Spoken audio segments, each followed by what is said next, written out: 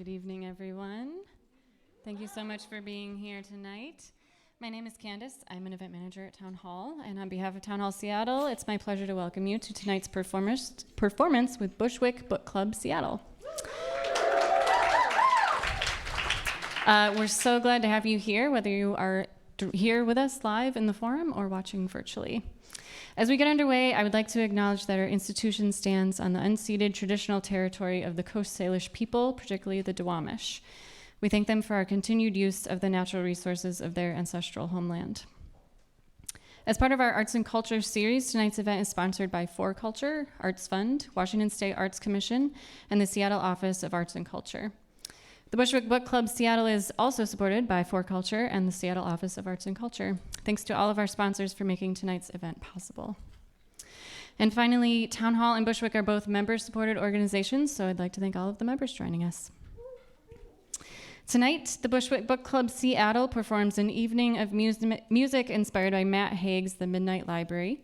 Here to get it started is the Associate Director of Bushwick and our MC for the evening, Wes Weddell. Inspiration from the page, now translated for the stage. It don't matter what your age is, all the ages, right here at the Bushwick Book Club. Thank you for coming out. Thank you. We haven't had a lot of sunny days, and you came indoors on one of them. We appreciate that. We appreciate all of you watching at home.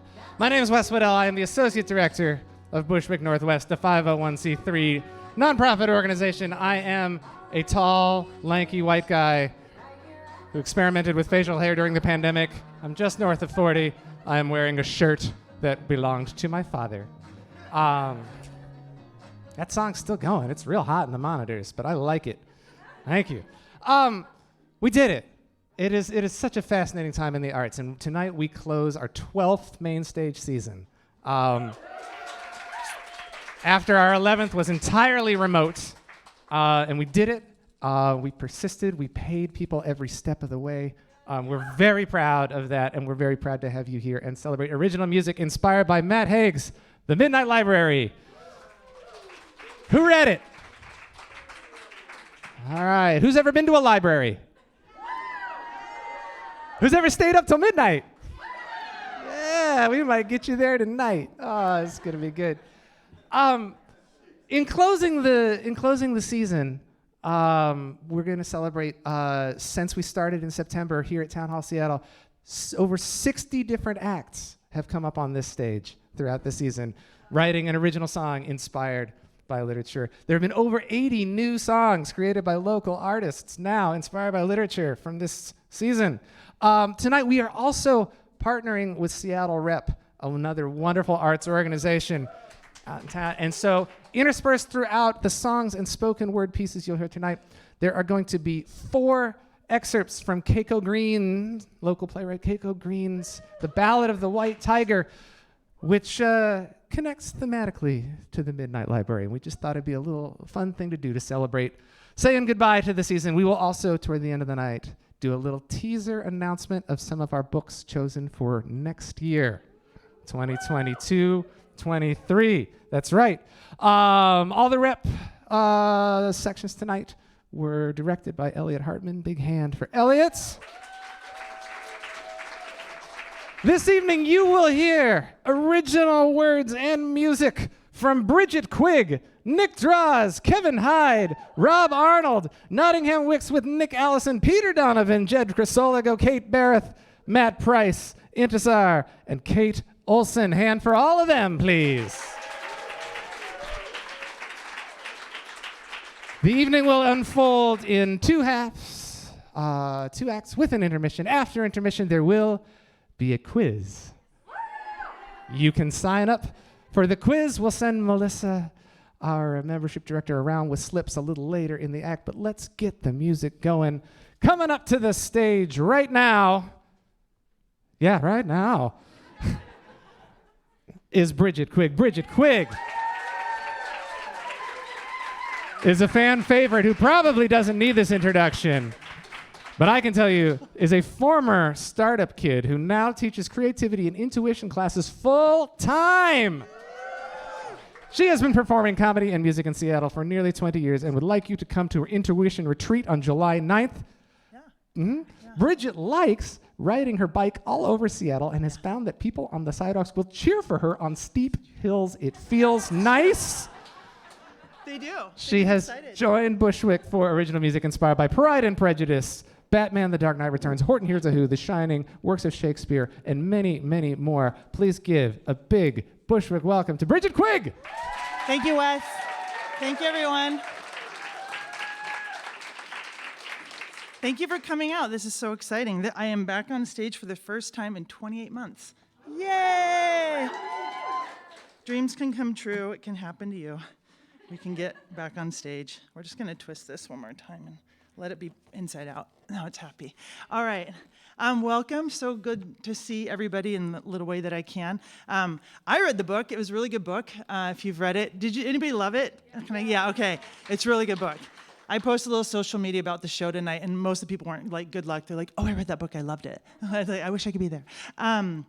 Oh, and I'm supposed to introduce myself for the audio folks that I'm about 6 feet tall with really large curly hair. Okay, that's the visual I'm giving you. So this book was interesting because it starts out really sad and really edgy, and a lot of things in the world right now are kind of sad and edgy, and you're kind of like, ooh, here we go.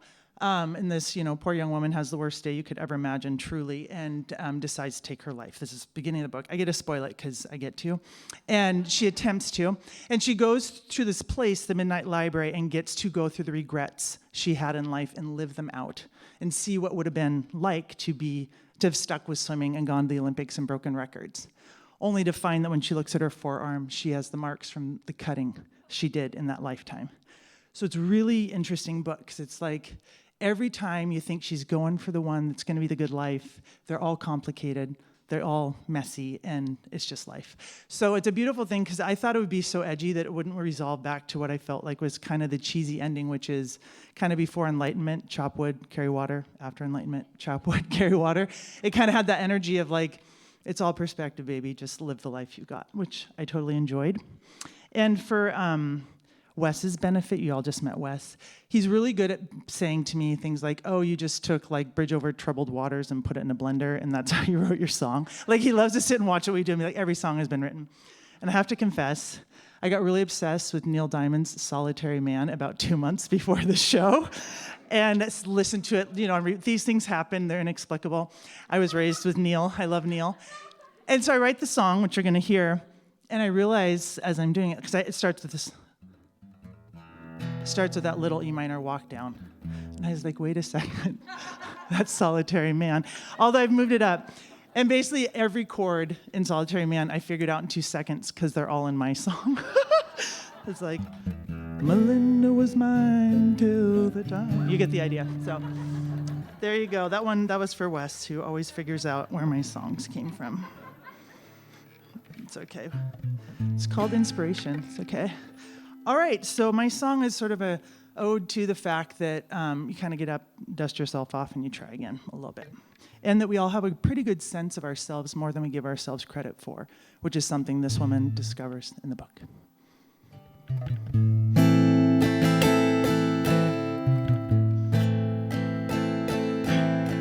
In the darkness, in the night, in the darkness, in the night, one path gives off the dimmest light. I am seeking, sorting out which way to go, looking for a sign to show me a signal. I will quickly know what I'm feeling, I am feeling. It's alright to trust, there's something deep inside of us. When it pings and pulls, we feel a sense to follow. And it's not wrong to sense a feeling of unhappiness, then try another way. Come tomorrow, tomorrow.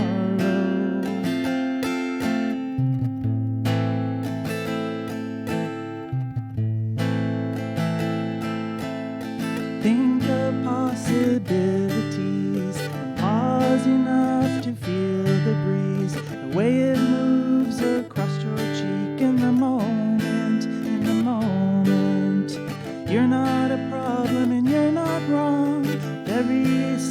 rest, you're growing stronger, knowing that your truth is on. You are listening, you are listening. It's not wrong to trust. There's something deep inside of us. When it pings and pulls, we feel a sense to follow. And it's not wrong to sense a feeling of unhappiness. Then try another way. Come tomorrow, tomorrow. And all the pain you sort, you'll feel unimportant, but you're only living in a mystery. Have a seat, seek the story. Don't give up, it's not over. Your heart and your mind are always free. They're always free. It's not wrong to trust. There's something deep inside of us. When it pings and pulls, we feel a sense to follow. It's not wrong to sense a feeling of unhappiness. Then try another way. Come tomorrow, tomorrow. Then try another way. Come tomorrow, tomorrow.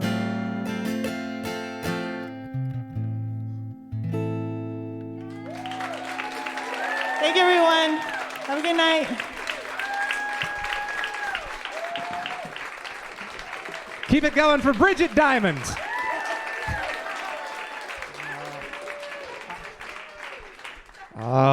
Bridget Quigg has her all-day intuition retreat at Madison Park on July 9th. You can find out more at bridgetquigg.com. And if you can't spell that, go to, oh, well, it's right there. But go to our digital program for tonight at bit.ly/ml-pgm. I'm waiting for that slide to prove me right. There it is. Or, no one's had a better 2 years than the QR code, man. That thing was left for dead, and now you can't get French fries without a phone and dealing with that. But we have links to all of the artists and actors tonight at that. If you want to check out some of their music, remember your evening. That will live forever, because that's how the internet works. And Bridget, I'm sorry I've gotten in the habit of telling you what your songs sound like, but I only do that because Bushwick Northwest Executive Director Jeff Larson does that to me every time I perform at a Bushwick show. He comes up. I mean, when you're under the gun, you're going with your idea, and you don't realize that you just rewrote somebody else's song until you did it. And so, coming up to the stage now is the owner of this fine machine back here. A songwriter with a catalog of work that spans more than 20 years and an engaging, polished performer. Don't make me look bad, buddy. Nick Droz sews stories of humanity to ear-catching melodies that may or may not have existed before. He spent a decade in Austin, Texas, honing his craft before moving to Seattle in early 2015. You can catch him around Seattle performing solo with his new band, Mano a Mano, and as a sideman in numerous local projects. He made his Bushwick debut in this very space, right, for Animal Vegetable Miracle. He's also done Persepolis, Delta of Venus. That was a steamy one. Become America, The Phantom Toll Booth, Station 11, both our Seattle Arts and Lectures and Jack Straw partnerships, and more. Nick Droz.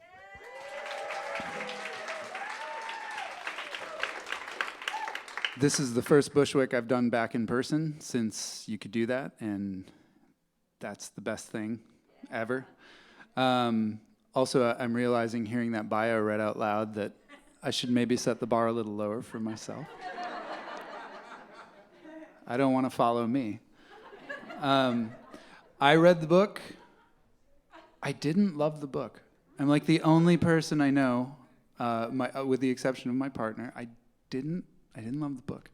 There were like some sort of like shallow, it was still entertaining kind of things that I didn't like about it. One of those was that as the main character gets to try out all these new lives, she just wakes up into a life, and she has to engage with all these people that she's never met before. And like, for instance, one time she's like she's studying the Arctic in the wild, and another time she's an Olympic swimmer, and another time she's in a band and doesn't know half the songs. And the author always makes it a point to like say like, she stared at him and nodded, but she had no idea what he was saying. And after a while, I was like, yeah, we get it. We can skip that part maybe in the next like 5 to 6 lives she's gonna live.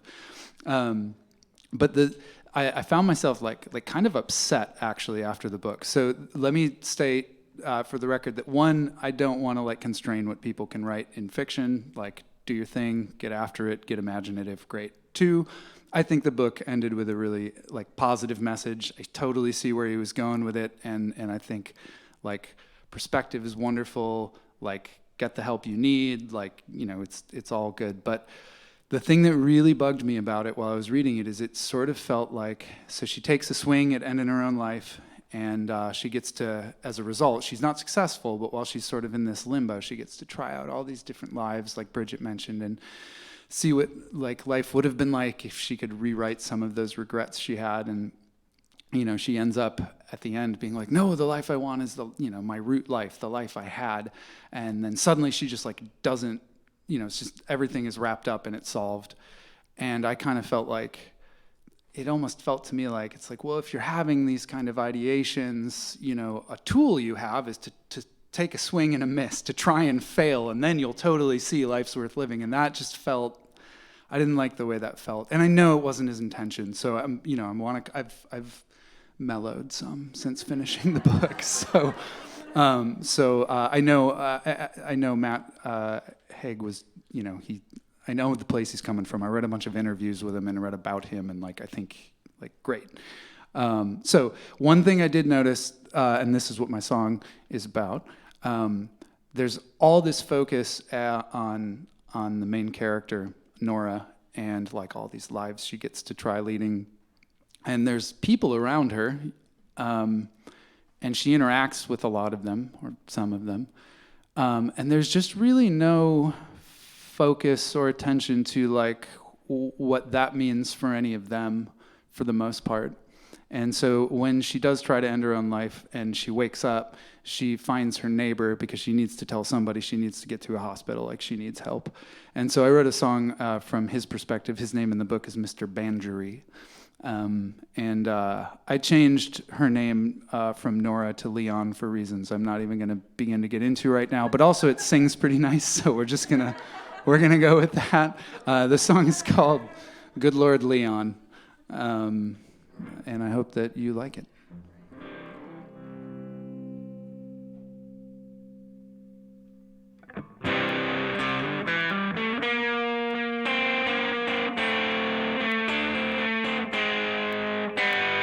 Good Lord, Leon, the pills they gave you didn't work, so you took 'em all at once and washed them down with Everclear. I was sleeping, you woke me up, you pounded on my door. You were frail, you were paper pale and barely lucid. Oh my God.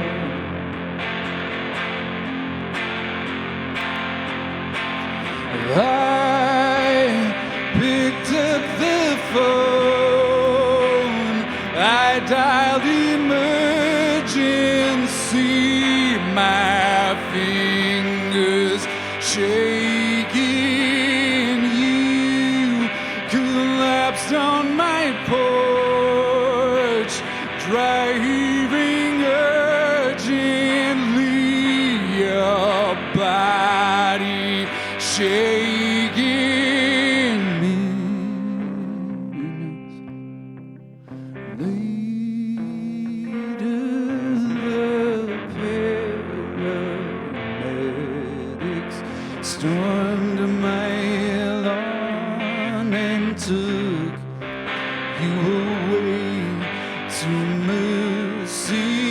general, pump to your stomach and let you rest.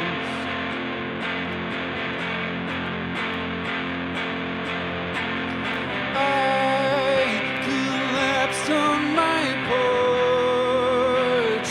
I prayed a rosary, my fingers shaking. You brought me some flowers, couple days afterwards. I'm glad you made it.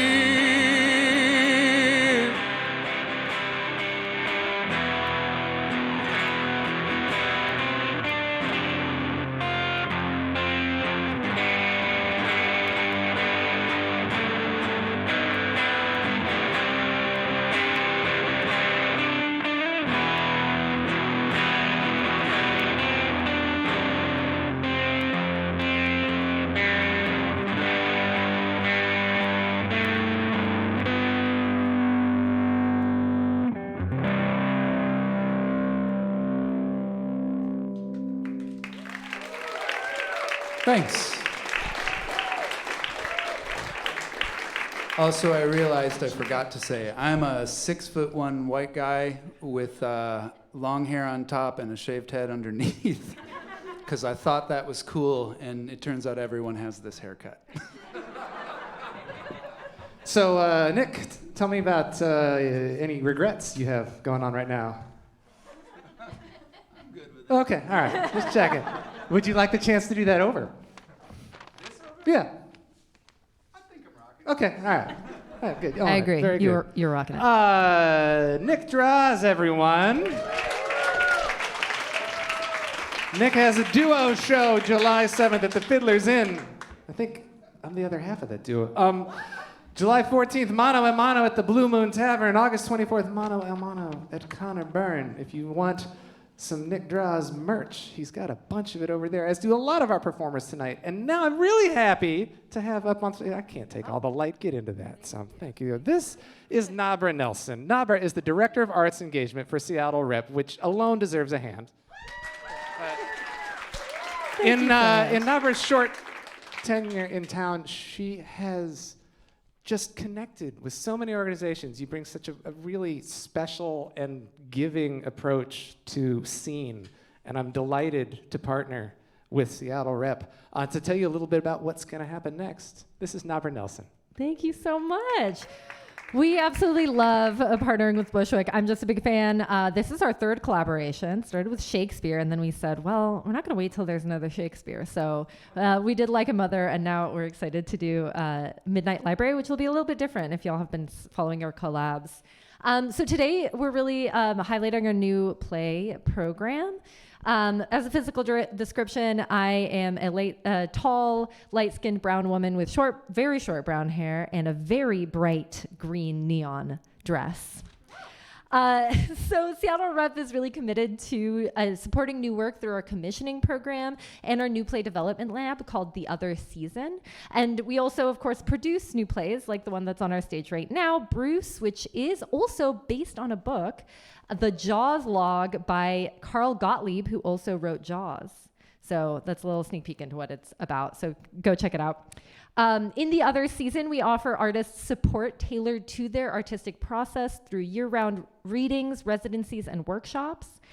And 20 by 30, a reimagining the Anthropocene, is our ambitious new commissioning initiative, which engages 20 playwrights between now and 2030 to each write a play inspired by life in our moment in the Anthropocene.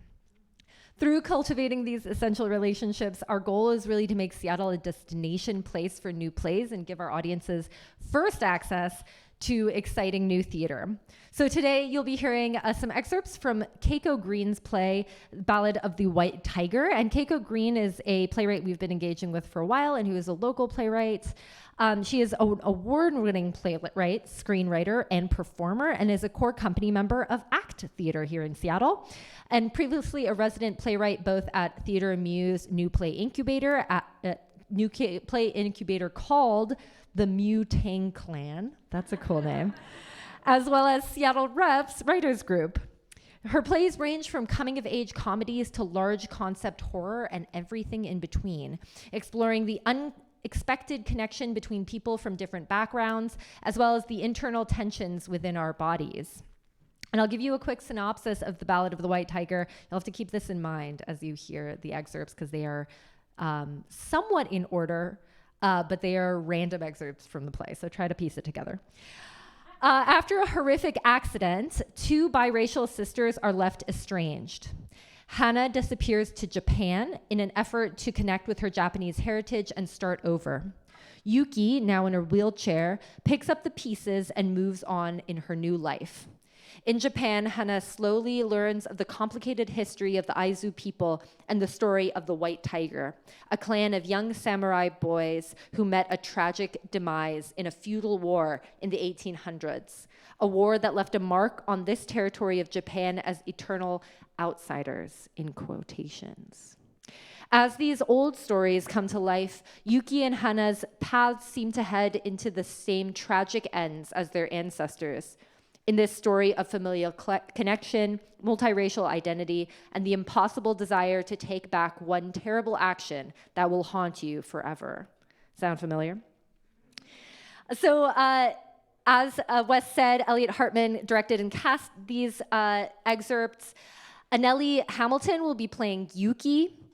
Drew Hyland will be playing David, who is Hannah's boyfriend, who she left back in the US when she went to Japan. And now Rhys Daly will be playing a scene, will be performing a scene as the character Hannah. Thank you so much.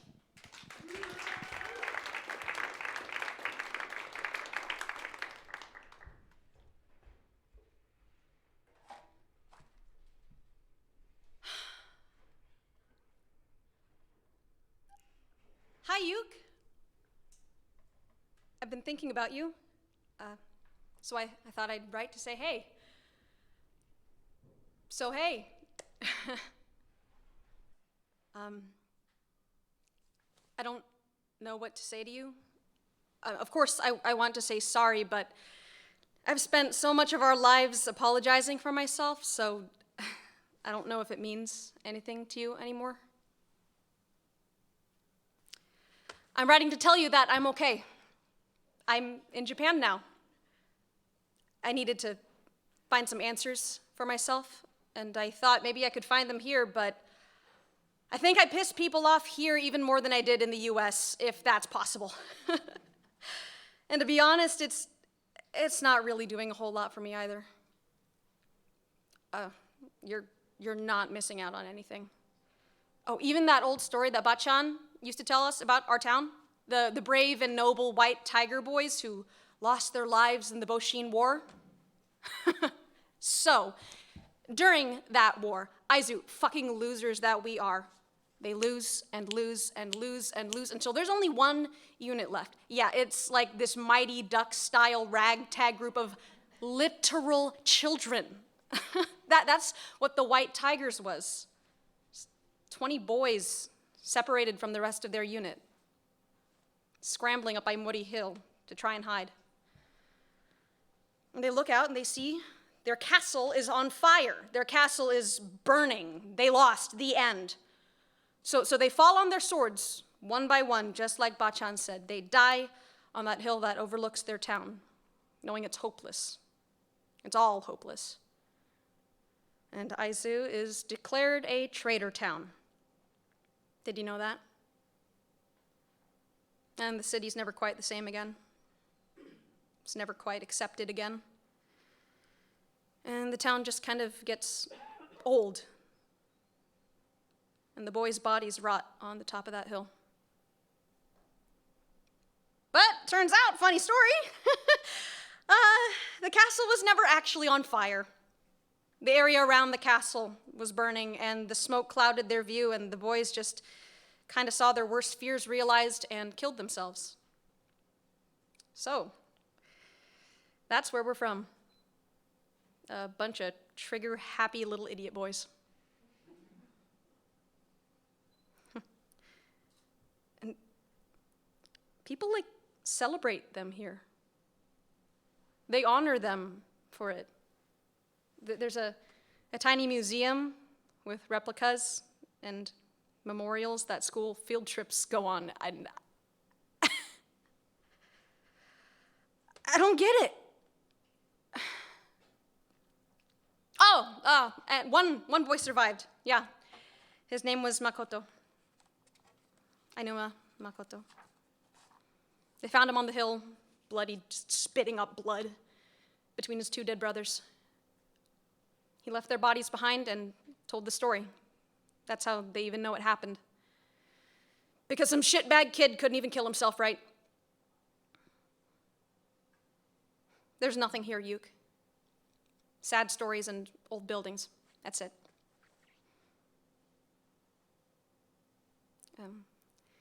There's a winding path down Aimori Hill with a shrine there that's built kind of like a fun house, which is kind of cool. And a long, heavy pole sticking out of the earth. I didn't understand the significance of this pole. It has a slot in it to put money in. Something for the shrine, for them to make money off of tourists, you know? One day a tour guide told me about it. He'd seen me around enough, and he probably wanted me to stop hanging around. He said that there is a deep pain of lost souls that fills the area, and that you can alleviate some of it by turning this pole, so I did. And Yuki, I turned that pole, and the most horrible, ear-splitting screech screamed out. It was so awful, and it reminded me of, Anyway, I couldn't take it. So I ran and I ran and I ran all the way down the hill, through the streets, until I didn't know where I was anymore, even though I barely knew where I was anyway. That's how bad it was. Who's gonna turn that pole? Not me. Also, it's landlocked, so all the fish is brought in, and it's fucking pickled, if you can believe that. So, what I'm trying to say is, you'd hate it. Honest. Anyway,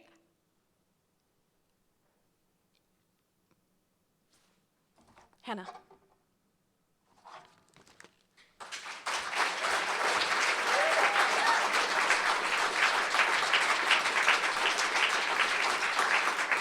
Rhys Daly.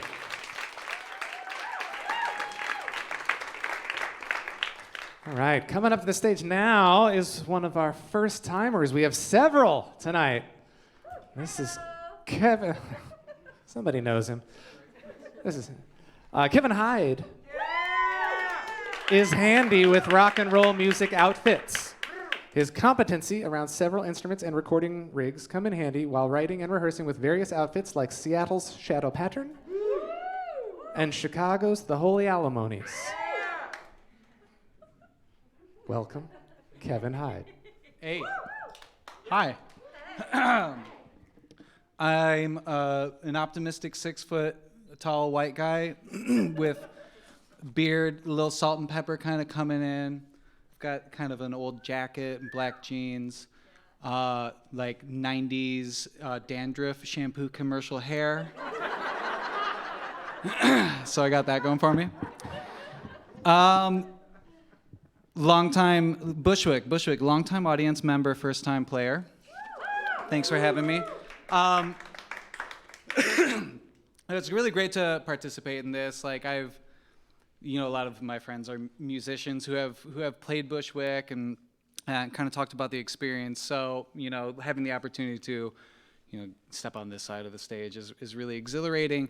And more than anything, I just appreciate the challenge, right? Like I like songwriting. I'm just very slow at it. It just takes a long time. It's not like my primary thing. Like I like playing instruments with other people's bands. So having a prompt and a deadline is an extremely helpful exercise to just like do something, right? To just like make art. And then also like performing solo, like that's not my bag, but I'll give it a shot. Midnight Library, the book. It was okay. It was okay. It wasn't my favorite book. It wasn't my favorite book, but it wasn't necessarily like what I took away from it is that it was a really interesting, cool, engaging device to kind of deliver the moral of the story, which is kind of ambiguous. I don't really know. I took away from it was all right, keep on trucking, for sure. But I like quantum whatever and science and the multiverse. That was just an interesting way to kind of paint this picture and create this vignette of if you had all these chances to live again, would anything actually really change? So as from a songwriting standpoint, I was just okay, I've never done this before. What do I do? Right, so I'm reading the book, and I'm oh, okay, that's an interesting use of words. I'm going to dog-ear that page. And I just went through the whole book, making all these little notes and be well, maybe I'll go back. Maybe I'll find something I can sink my teeth into and just, go in a direction. And I did this good because, I read the book, as soon as I knew that I was playing Bushwick, so I could just get that done and then write a song for, 2 months. Which turns out I needed because this was a very circuitous process to come back and tried out all these things. I went through the book, tried to grab phrases and words, try to think of oh, this is just a theme that I can latch onto that I can really vibe on. And I ping-ponged my way to something where there was a groove that I could follow. I was okay, cool. You know what? If that's all I get from it, then I'll just do wherever that song takes me. And the song took me right back to some places. It's right on the nose of what this song is about. So as far as I tried to get away from what was going on in the book, it kind of turned out relatively relevant. But it's just I thought that ship had sailed. But in hindsight, looking back on it, I think ultimately what actually is happening in this song that came out of this is really leaning into this character of the librarian, because she's kind of cavalier, right? She's kind of you make your own decisions, right? It's your choice. So she's a little hands-off, right? And just trying to spirit guide this person through this process. So there's a little bit of that voice in there, although it's a little different. And da-da-da-da-da. Yeah, that's pretty much it. So I'm going to play it now. Was there anything else I was supposed to do? No? All right. I didn't title it either, so.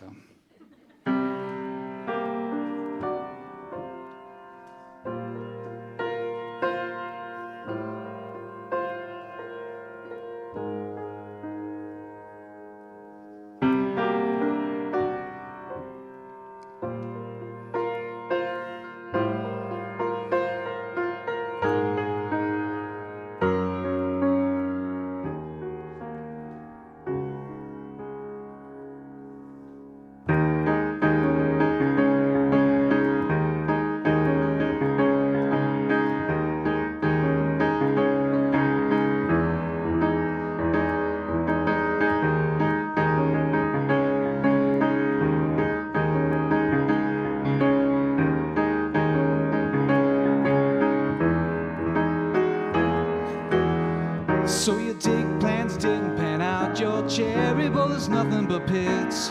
But if you check out now, who's gonna sing all your greatest hits? Well, the sad facts are, can't a bullet a car. Every day is just a roll of the dice, and all the woulda, coulda, shouldas in the world will never suffice. So you go looking for an easier life, go and take another book from the shelf. And you can change your whole scene, but you can't get away from yourself.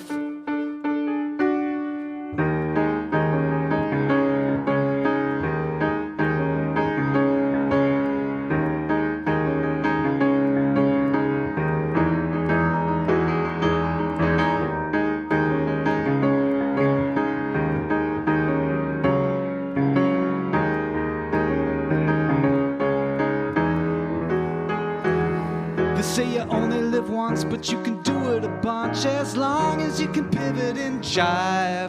Better get your fun, cruising around the sun while you're still alive.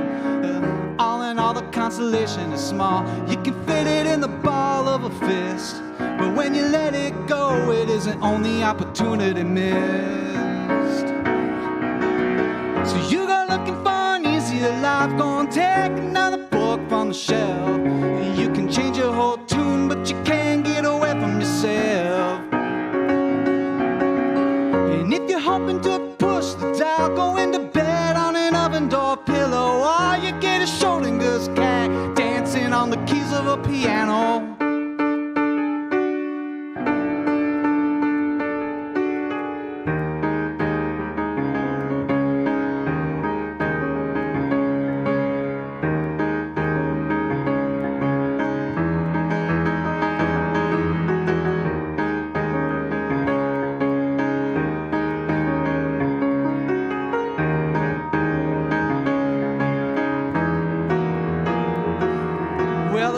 Regret is a laborious tome, and reading it will make you feel scarred. But all you really get are wrinkles in your library card. And all the chapters that you didn't check out, they're fading into ashes and dust. If you could buy life now, you eat it all and finish the crust. So you go looking for an easier life, go and take another book from the shelf. You can change your whole scene, but you can't get away from yourself. And if you're hoping for an easy way out, go and jump out of the nearest window. All you get is Schrodinger's cat dancing on the keys of a piano. All you get is Schrodinger's cat dancing on the keys of a piano. All you get is Schrodinger's cat dancing on the keys of a piano.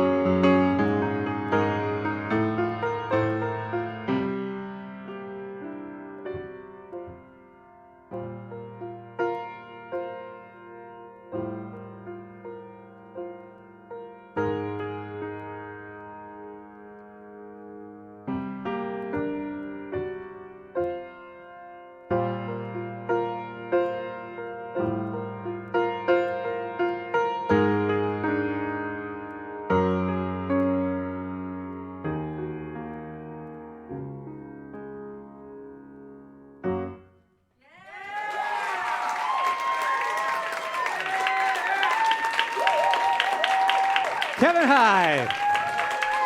Nice work. Welcome to the club. You earned the last swig of that Costco brand LaCroix. That a buddy. Yeah. Hey, I mentioned earlier, this is Jeff Larson, by the way, Executive Director of Bushwick Northwest. I mentioned earlier that after intermission there will be a quiz. And coming around now to hand out slips. If you care to enter, it is by choice. The barrier to entry is low. Is our membership director, Melissa Montalto. And if you want to ask someone what it's like to be a quiz contestant, you can ask Kevin Hyde. He was pulled up on stage earlier this year, and if I remember right, he didn't win. But he looked like he had a good time. Yeah, well, that time. You can't put it up now. Okay, all right. We got another first-timer coming up. Make some first-time noise. We're really, really happy to have Rob Arnold up. Rob is the executive director of Hugo House, which is a great literary organization here in town, a longtime supporter and collaborator with Bushwick. We have hosted shows there for several years. Somebody that has been a friend to us for a long time, but Rob is also an accomplished poet and writer himself. And I really wanted to try to involve him on the creative side of things, and we're happy to do it this season. Everybody, please give a warm first-time welcome to Rob Arnold.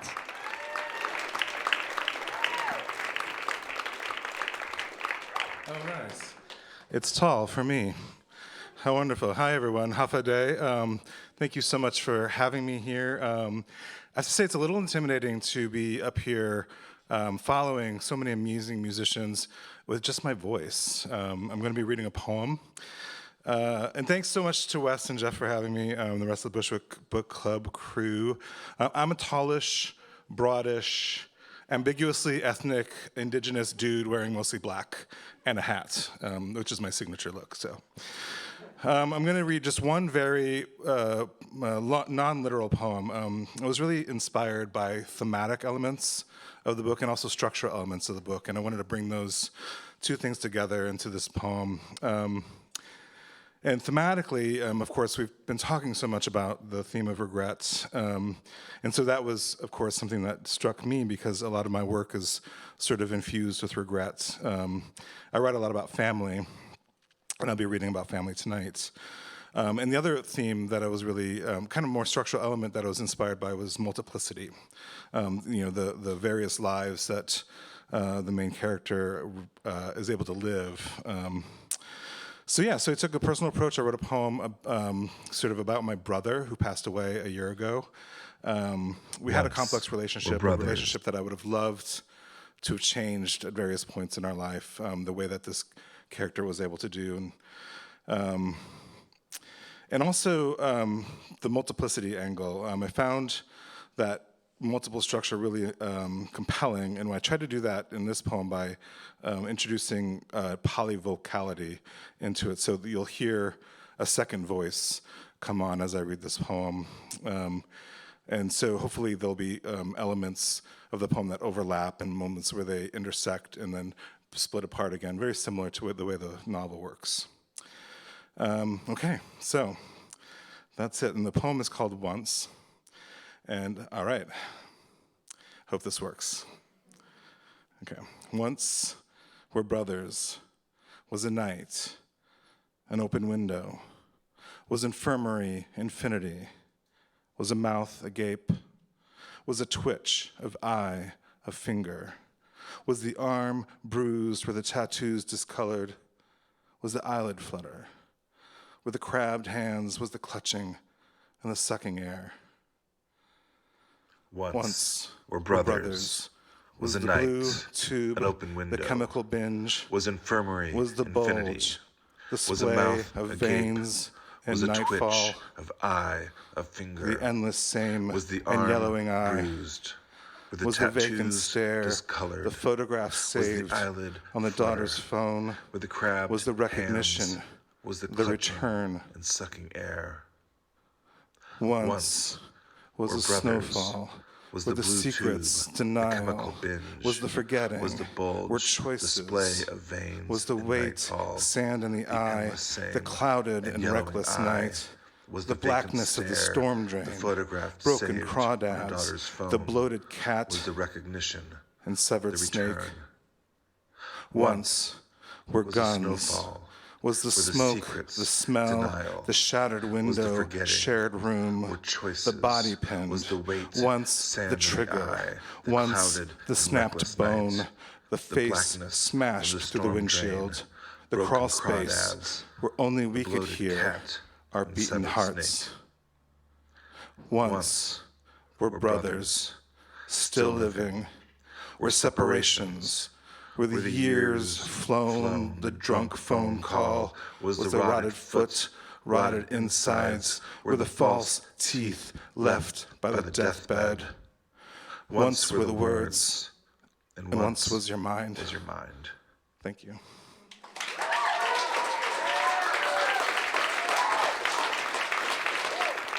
Rob Arnold.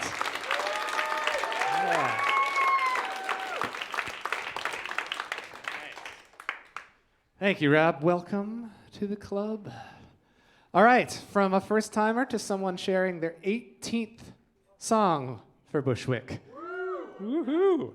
Carrie Wicks, 3-time Earshot Jazz Vocalist of the Year nominee, exhibits a rare combination of relaxed listenability and deep musicality. I agree. Her 4 CDs on Origin Records have received national acclaim and airplay. Pianist Nick Allison, a first-timer.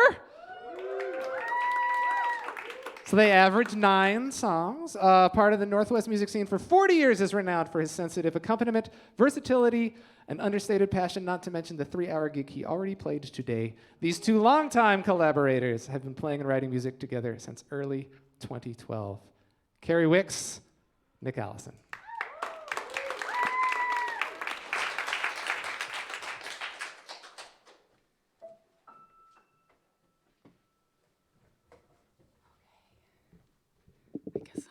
Okay. Right. Okay, here we are. Good evening, everyone. I hope you're all having a good evening. I already said that. You might be wondering where the Nottingham portion of Nottingham Wicks is. Well, Ken couldn't make it tonight, but I couldn't have co-written this song without him. And so I'd like to honor his huge part in the creative process in celebration of this being it's true, the 18th song that we have co-written for Bushwick Book Club, Seattle. The song is called Wild Tonic, and I am short with glasses and salt and pepper long hair wearing a navy power suit. And Nick, so I'm going to tell you about him later. I am also grateful to have Nick Allison on the piano this evening, another longtime collaborator who helped shape this song into being. And Nick has got short white hair, with glasses and a blue and gray plaid sport coat. I learned it's not called a suit. I guess it's just a suit if you're a woman, and it's a sport coat if you're a man. Oh, okay, say, I didn't know that about okay. And so after sharing my notes about the, sorry, can I just take this off here? Okay, great. After sharing my notes about the song with Nick, he wrote, and I quote, "The song is honestly pretty obscure, cryptic, a bit hard to decipher. But as I looked over your stuff and the book, two aspects of the inspiration became clearer. Thoreau's notion of the tonic of wildness, where alone in nature you feel a connection that eradicates loneliness, and the idea that being absorbed or immersed in making art or in swimming or in anything else, you can kind of forget about yourself and your troubles." So, now back to me. Much gratitude to the Bushwick Book Club for having us, and we are wishing Elisa well, and we appreciate the opportunity to be creative, to swim among the nature of books, disappearing into pure focus. Okay, I think I'm ready. Are you done, finally? Right. Then we'll do Amy's crossword later. Did everyone get Amy's crossword? It's around. You need it there. Yeah, I'm gonna bring this home and do this later. Okay, the song Wild Tonic.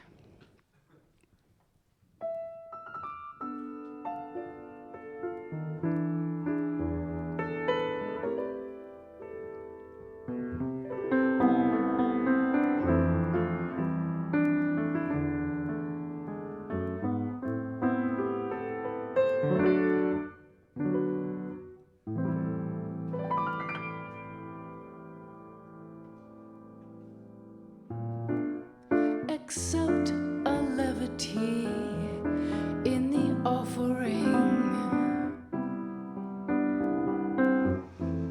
Connect to a passion transcending and just disappear. Hold in your hands possibilities, unconformities in fragile pursuit, and solitude.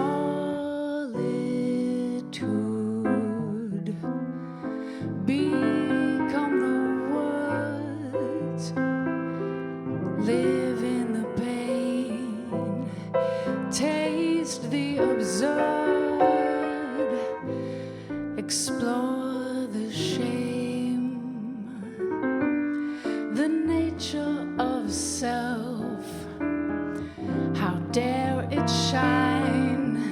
It cares to wind in the wild tonic deep inside.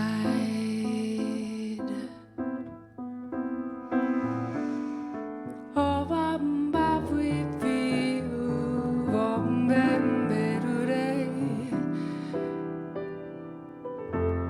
Oh, bam, ba, we, da, we, bam, do, day. Va, do, day. Oh, bam, ba, we, do, day. Ba, dum, da, day. Ba, we, bu, da, day, bum, da, day.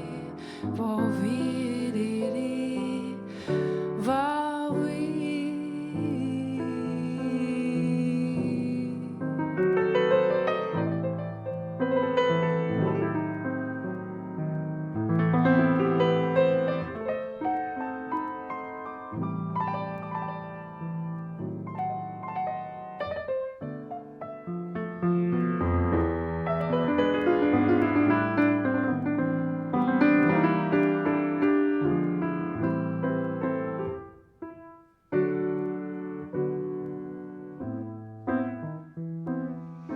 Become the woods, live in the pain, taste the absurd, explore the shame.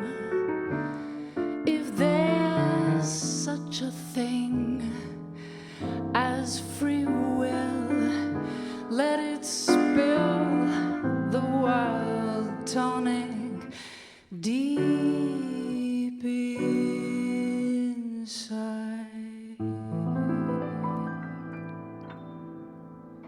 Nick Allison on the piano. Thank you. Carrie Wicks, Nick Allison, and collaborating in absentia, Ken Nottingham. Nick and Carrie have a 3-hour gig at Northwest Cellars in Kirkland on July 15th, and then another one after they've recovered on September 15th. And the crossword puzzle that Carrie mentioned, Amy Zoe created a book-themed crossword for every show we did this season, including tonight's, a Midnight Library-themed crossword puzzle. If that's your thing, snap that QR. Look at that. Just waiting to be camera'd. And all season long, we said if you send us a PDF or a photo of a completed crossword, you can be entered in a drawing for new tickets. And I bet we could roll that over to next season, too, because I'm going to tell you what the first book of it is later. Let's check back in on the Ballad of the White Tiger with Annelih Hamilton and Drew Highlands.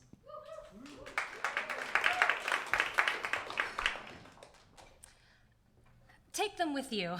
The flowers. Hannah will like them. Her namesake. What? Kenji didn't tell you? Tell me what? Jesus. What is it? Tell me. Hannah's gone. Gone?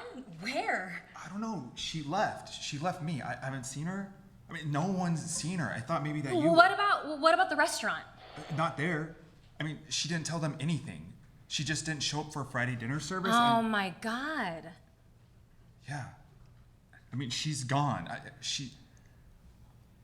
don't know. How long? The whole time? 6 weeks. Left a postcard on the table. Those old vintage ones from her collection, you know? Right. And? You're a good person. I'm sorry. That's all? Yeah. Jesus. On the other side, there's this ad for bleach or something. I don't know, this sexy little housewife telling me about using bleach to take out stains. Jesus, Hannah. So, what does it mean? Where is she? What about everything? I don't know. What about the cats, her plants, her shit? I don't understand. Is she coming home? Am I supposed to wait for her? Or is she gone? Or... I mean, I can't afford rent on my own. And I definitely didn't want cats. I don't even like cats. Yuki, is she talking about fucking suicide or something? I mean, because if she shows up like dead in a river or something, I don't think I could. No, David, it's classic Hannah. She could have just said, I'm leaving you, or I'm killing myself if that was what was happening, or I'm going to the gym, whatever. But no, she leaves you hanging, and she's one of those people that causes drama because she's not actually interesting without it. Whoa.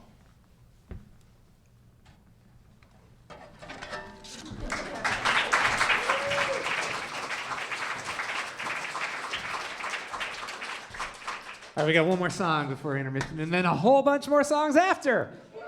Yes. All right, are you feeling? I don't know. What are you feeling? Shout it out. Pretty good. Okay. All right, good. I mean, there's a lot of things you could be feeling. One is like, I can't really follow that with like, are you feeling good? But you know, we're here to feel. We're here to be present. We're here to witness one another. Let's bring up Peter Donovan. All right. Recently released a debut solo record called This Better Be Good. Available everywhere, including links we have in our digital program. He's joined us for Frog and Toad, Seattle Walk Report, Exhalation, All the Light We Cannot See. 3 of the 4 of those were remote. So it's really great to have you on the stage. Peter Donovan.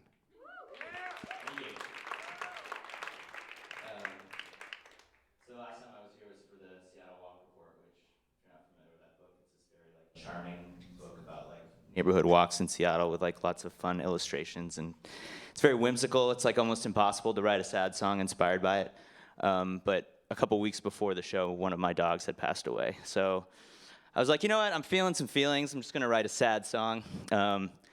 So I show up and everyone's singing these very fun songs about walking, and I had a sad song about death. But I played it with the caveat that if I was invited back, I would not write a song about death. So as it turns out, as I started reading this book, I was like, might have lied to the Bushwick Book Club last time I was there. But I think once you get into the book, you kind of realize it's more about life than it is about death. So this one's not about death, luckily, for you guys. But one of the things that really stuck out to me in the book was, as she's kind of in her alternate realities, she'll run into people that she knows from other lives, but that she doesn't know in the current life. And she kind of gets a sense of what her, the lack of her in their lives, how that affected them. Very It's a Wonderful Life kind of thing. So I thought that was interesting. And I think you really can't really know, as we kind of go about our daily lives, we interact with people all the time. And, sometimes it could be just being nice to a stranger could be pretty powerful. So it got me feeling kind of grateful about the people in my life that make me feel good when I'm not feeling good. So this is a song about those folks. It's called You Always Do.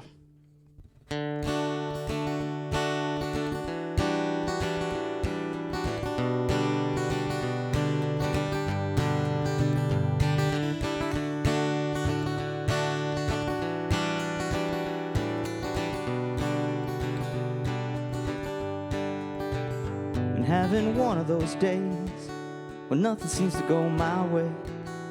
I got nothing to celebrate, so I drink wine and I bellyache. You tell me enough is enough.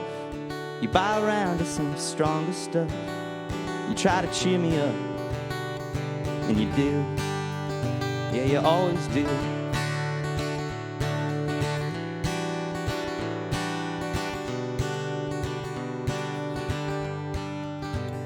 Well, I've been worried about my life.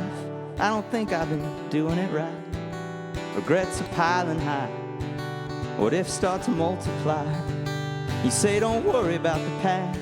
The future's coming and it doesn't last. You make a joke trying to make me laugh, and you do. Yeah, you always do. I could have been something better than whatever it is I am. You say you're doing fine, we're all doing the best we can. I could have been anywhere, but I'm glad I'm here with you. So cheer me up, yeah, you always do.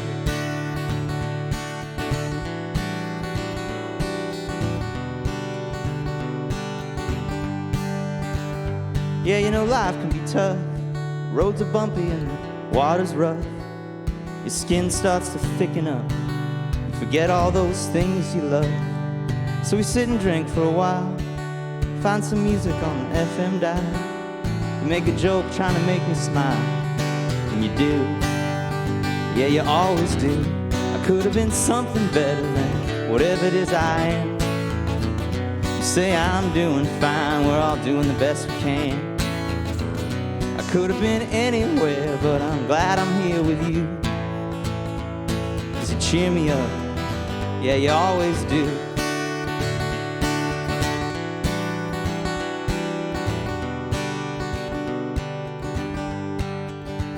Been having one of those days when nothing seems to go my way, but I got so much to celebrate 'cause of you. Thank you. Peter Donovan. Congratulations on the new record. Check out the full band at the Tractor Tavern on July 3rd. We're going to take a quick intermission, take those quiz slips over to the merchant membership table, say hi, visit the bar. Restrooms are that way or at home. I hope you know where they are. We got a whole bunch more music and more coming at you real quick. Thanks.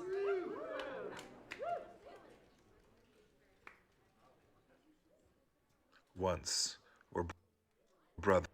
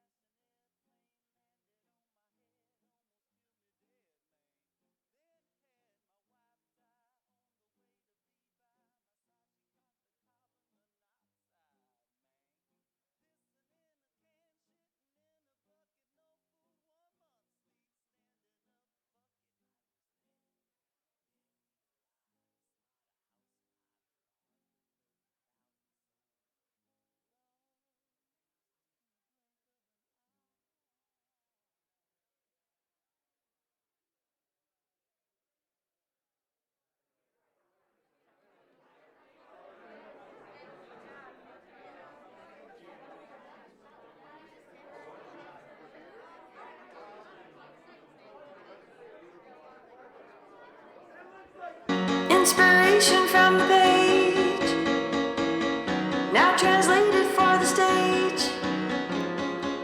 It don't matter what your age is, all the ages, right here at the Bushwick Book Club. All right, readers and listeners, it is quiz time. Okay. So I'm going to start by making sure we're all on the same page. I'll read our slip question, make sure we all agree on the answer. What time was it in Nora's library? A, 11:57, B, 11:58, C, 11:59, D, 12. Anybody? Somebody always gets it wrong. Like, there's always at least one in here that gets it wrong and didn't sign up for the email list. The answer was midnight. Okay. I'm going to draw 3 names. I'm going to make sure they've got the right answer. And then those people are going to come up here on stage and have a chance to play for Bushwick swag, right? First person to 3 gets first choice of a mug, Bushwick mug. Unlike the last batch we ordered, these will not shatter when you put hot water in them. We are growing as an organization.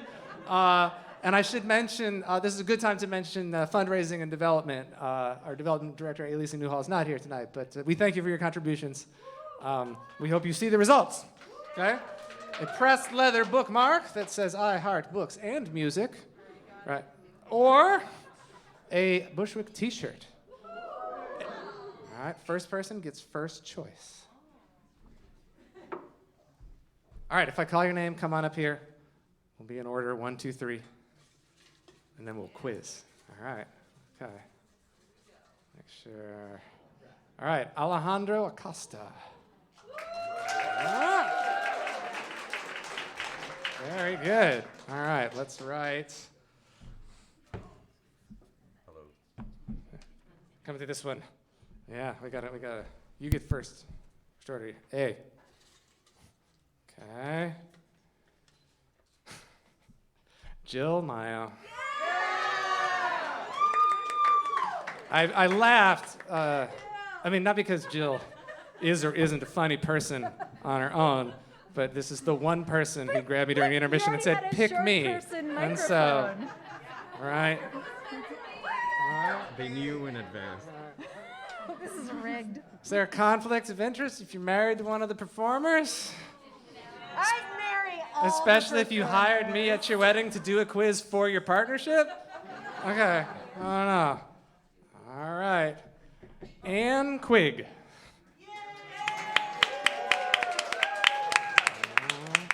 Uh-oh, we got 2 A's. A2. Okay. All right. What happens next? Okay. It's very simple. All of these quizzes are category A or category B. I'm going to say something and you tell me if it is the first category or the second category. First to 3 wins, we will play it out. Tonight's topic is fictional librarian or real life librarian.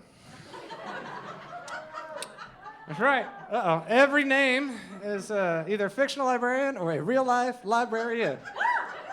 All right. Alejandro, we will start with you. Bob Baring.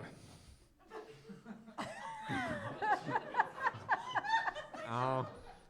Fictional librarian. That's incorrect. He's a noted UC Berkeley Law librarian. Duh. All right, Jill. Hillary Robinson. Hillary Robinson. Hillary Robinson. Real librarian. Nope. Hillary Robinson is a character on the Australian soap Neighbours. All right. And I know how you. Basil Atkinson. No. Basil Atkinson was keeper of manuscripts at the University of Cambridge from 1925 to 1960. We're back to you, Alejandro. All right. Anastasius Bibliothecarius. Fictional? No. Anastasius Bibliothecarius was the chief archivist of the Church of Rome and very briefly pope in the year 855. Oh, no. Well, Lose again. Romney Wordsworth.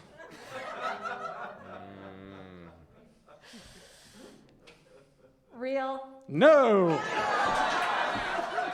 From an episode of The Twilight Zone called The Obsolete Man. All right.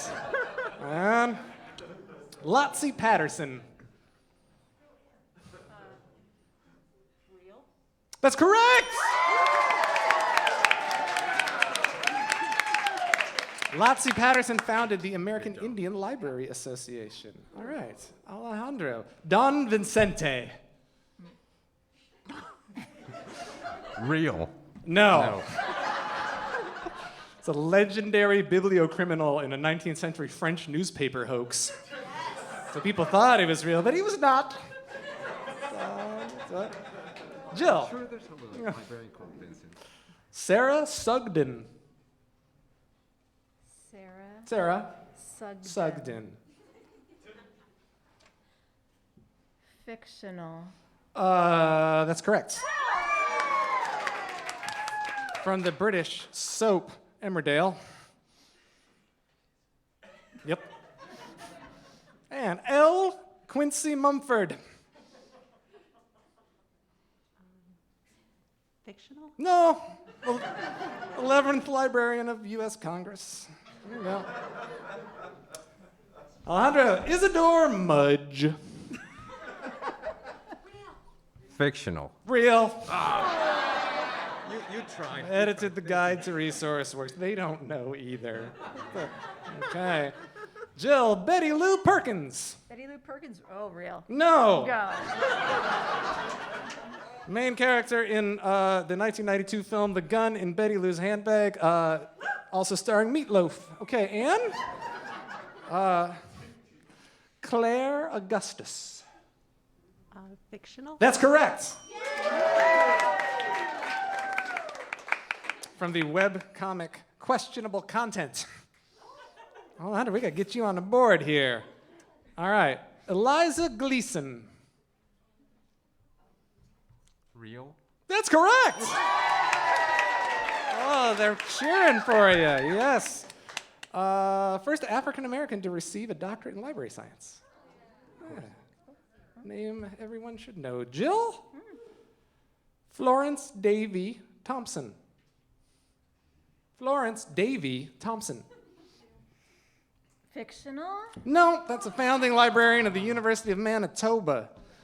And Miriam Radford. Fictional? That's correct. From Murder, She Wrote. All right. We're going to keep going, you two, and you get your first choice. You can visit the merch table at the end of the show or whenever you like for prizes. Alejandro, Molly Dunlap. Fictional. Nope. It was real. Born in 1898. A very important person in African American studies. Jill. Carlton B. Jekyll. Carlton B. Jekyll. Jekyll. Jekyll. Jekyll. Carlton B. Jekyll. Jekyll. Sounds real. That's correct. Wrote the National Plan for Public Library Service in 1948. Ooh. Sally Diamond. With like diamond, but with no D at the end. Diamond. Sally Diamond. Real? No. Main character in the 2004 film Chainsaw Sally. Jill. Dr. Abigail Chase. Doctor. I mean, a lot of these are doctors, but Library of Science. Dr. Abigail Chase. Doctor of Library Science. Dr. Abigail Chase. Fictional. That's correct. Who can forget National Treasure? What a great film that was. All right, we're going to get you there. It's you the rest of the way. And I got a lot of these. Yeah. Okay. Andrea Crestadoro. Fictional. No, that's the chief librarian of the Manchester Free Library from 1864 to 1879. Margaret Scoggin. Fictional. No, that's one of the first librarians to consider young adult readers important for the New York Public Library. Peggy Court. Fictional. That's correct. From the Giant's House. One more to go. All right. Brooks Hatlin. Fictional. Yeah, Shawshank Redemption. All right. Alejandro, Jill, and thank you so much for playing. Visit the merch table. Thank you all for playing the Bushwick Quiz. All right. Coming up to the stage now, while I switch over to this.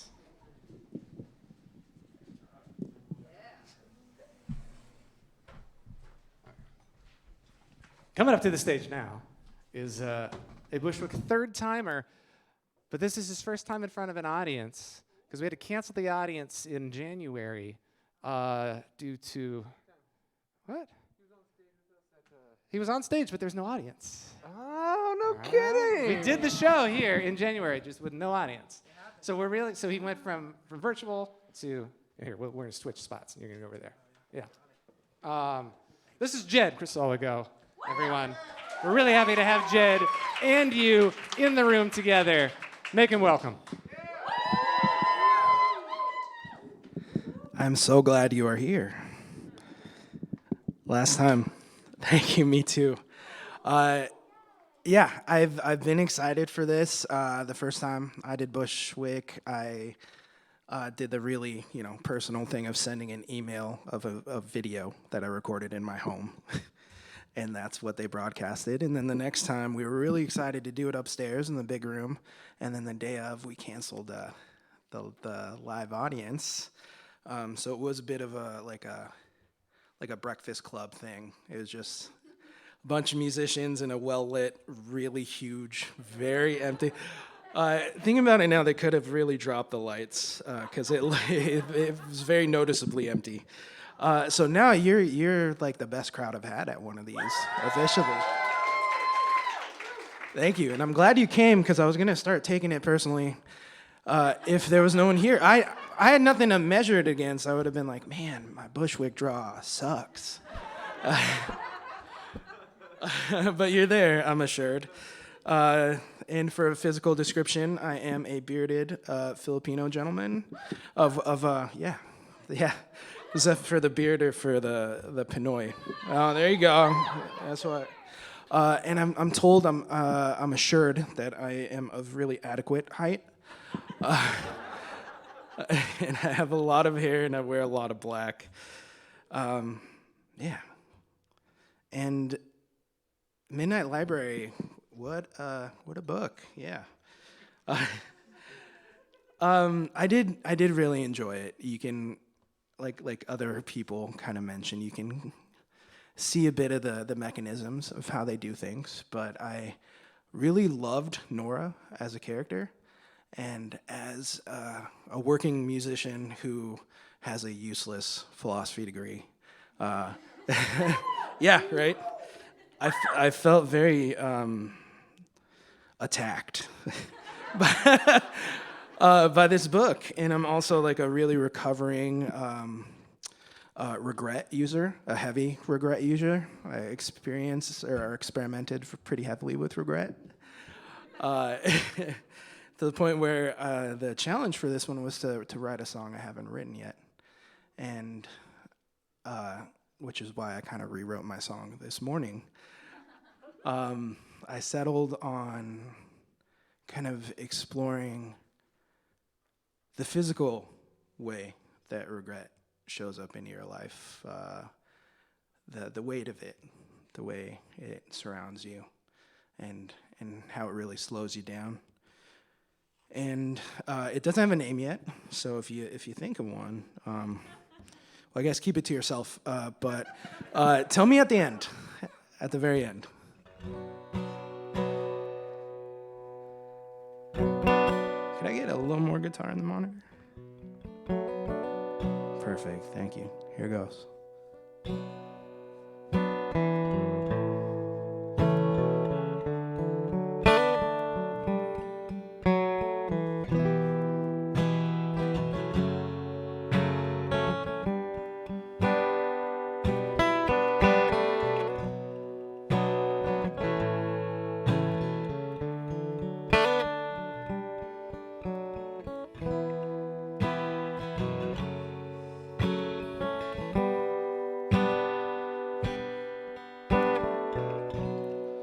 It's the shape of it, how it feels in your shoes. All the wondering and the things you lose. How it hangs around until it's all you can do. Always imminent, but never coming true.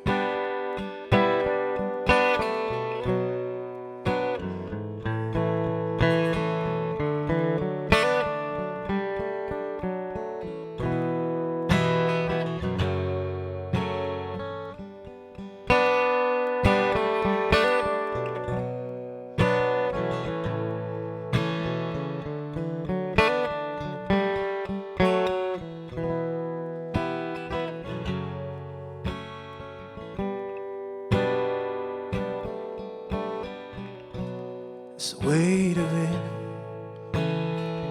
how it sinks in your chest, how it hangs around on every breath. It's the way it fits until it's all you have left. All the words you wished and the ones you meant. Well, it's not what you think.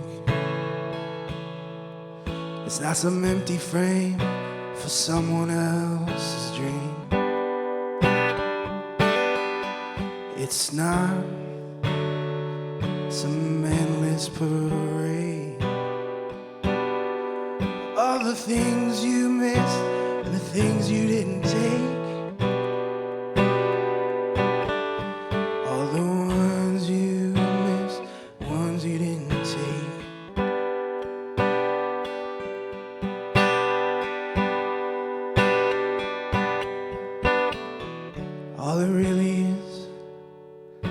A single stubborn breath, an unrelenting gaze, and an undecided step. It's laughing on your knees until you get up on your feet, just to do it all again when you fall flat in the street. It's when you get there first, 'cause you're not living in reverse.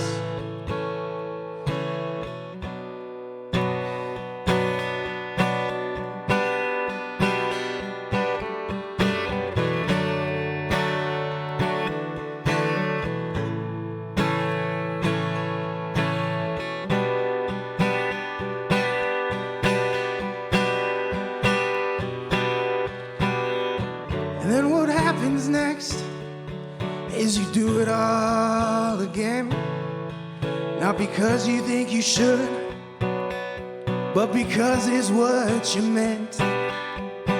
And then what happens next is you do it all again. Not because you think you should, but because it's what you meant.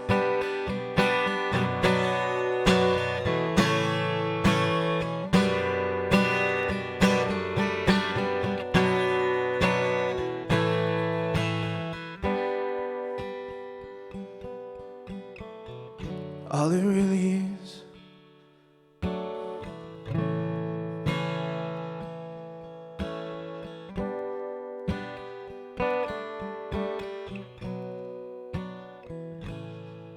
Well, it's not what you think.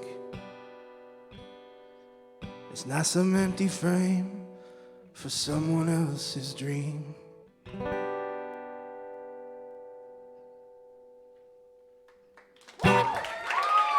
Thank you. Jed Crisologo. You hear that? Jed, that's for you. And they're here. That's for you. Thank you. Yeah. Way better than last time. Yeah. All right. Check out Jed Crisologo and the Sun Killers.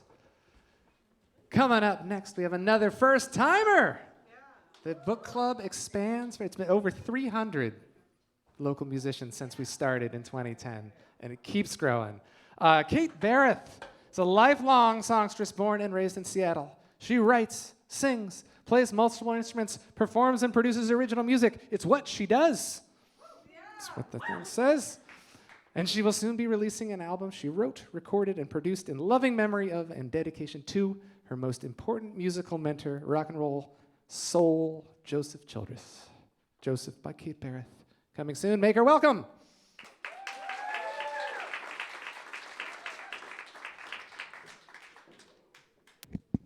Thank you. So the song that I wrote for this production here is called Quantum Fiction. I had a great time with this. I love writing songs. It's my favorite thing in the whole wide world to do. So I was thrilled when Bushwick Book Club invited me. Thank you. I need some things, so I'll just tell you about my process while I do this. This year I've been experimenting with this writing process called At the Speed of Creation, and like expect an album, you know? It's going really well. I'm having a great time with it, and I decided that I wanted to use it. It's this, I'm recording and writing everything all with like my intuition in the moment as I go, and I'm using a Yamaha Motif synthesizer and my voice. And it is like, there are so many sounds in this keyboard. And as you've heard, and as I'm sure most of you have read, this book has this multiverse energy, right? So I just was like, well, I have all these sounds in this piano.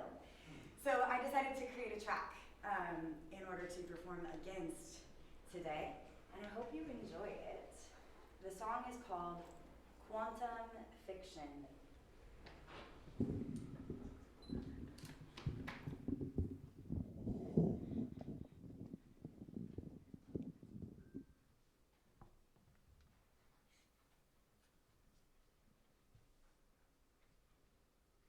Hit it.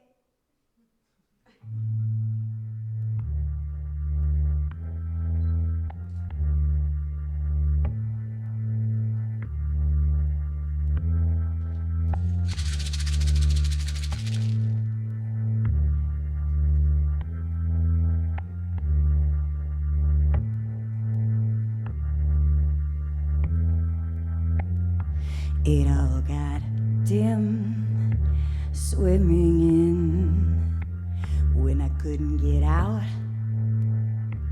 Filled the water with my mouth, no conversation, no inspiration, no motivation, just isolation, waiting at the station.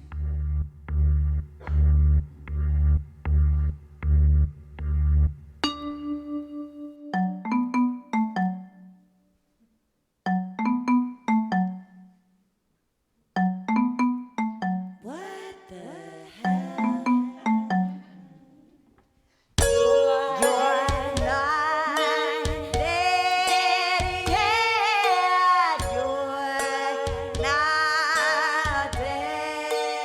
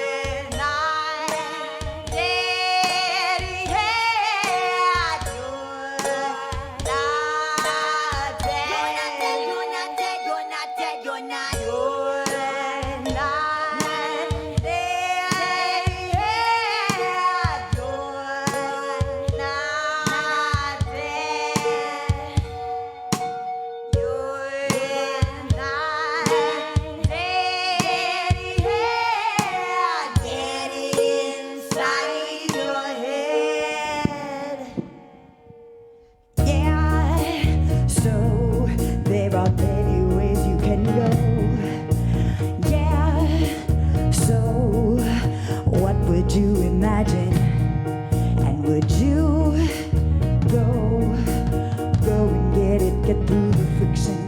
Do you know about quantum fiction? This life alone is only work.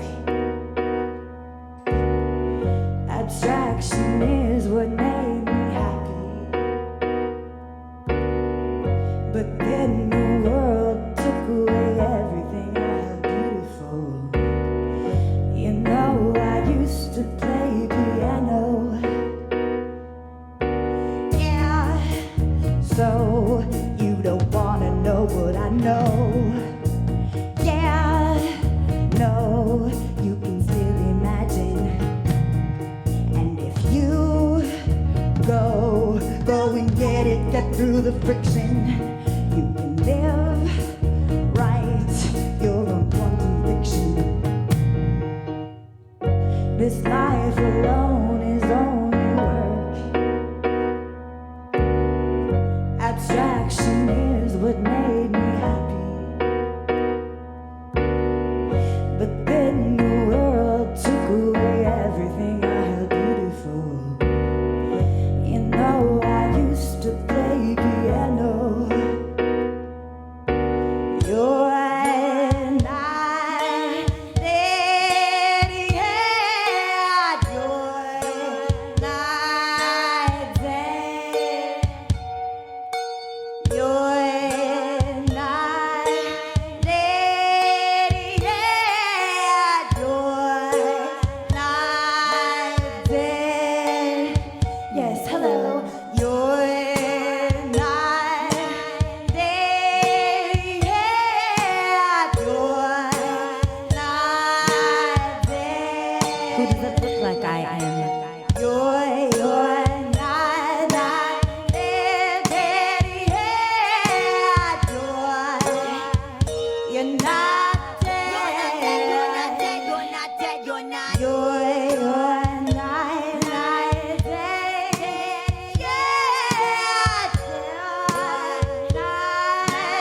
yeah, you're and I did, yeah, get inside your head.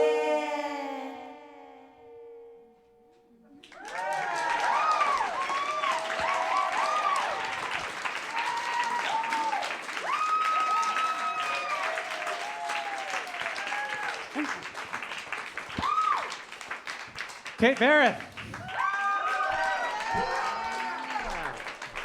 Welcome to the Bushwick Book Club Seattle. Thank you so much.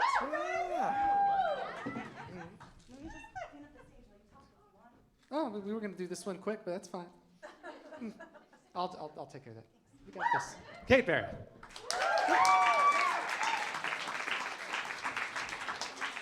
And back to the Ballad of the White Tiger.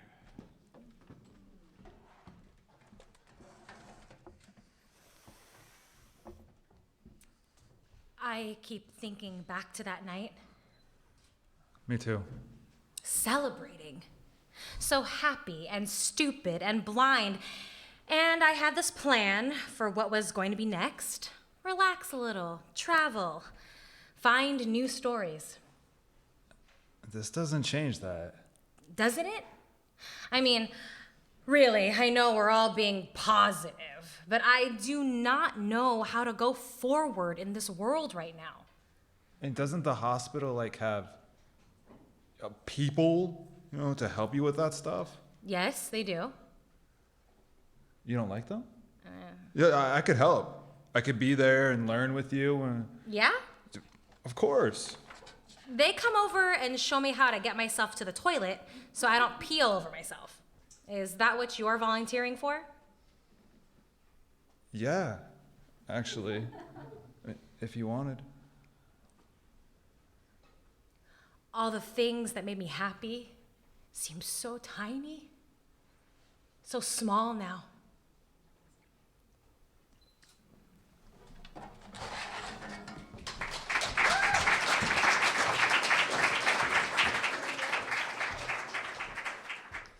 Throughout this season, we've had performers on the bill who, for one reason or another, can't be with us in the moment.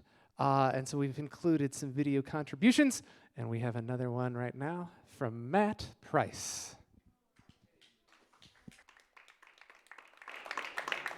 Hi, I'm Matt, and I'm a recovering librarian. I guess what I'm saying is I spent a lot of years working in libraries, and so maybe that's why I was drawn to this book. Plus, it's about somebody who doesn't fit in and who can't relate to that.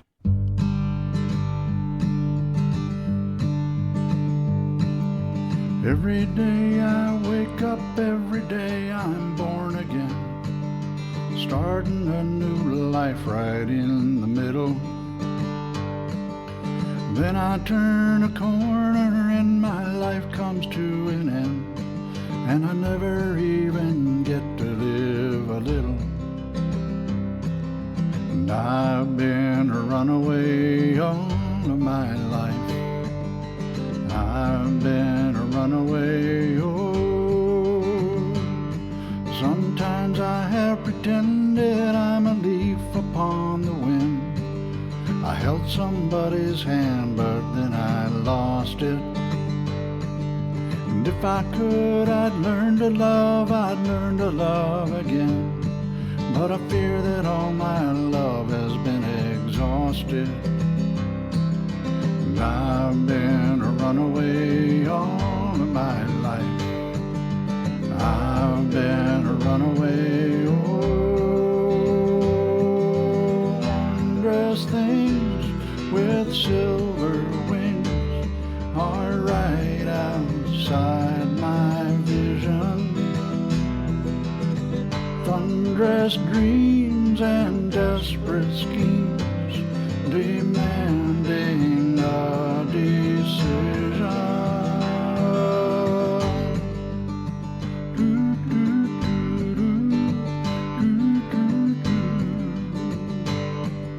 I heard my mother crying out, she was crying out to me, wondering if this world would ever take me.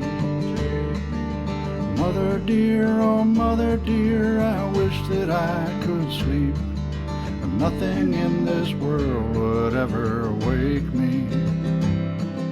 And I've been a runaway all of my life.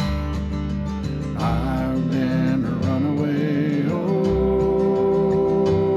I faced the roar of the northern bear, and I burned the bridge of sorrow. But every night I say this prayer, who will I be tomorrow?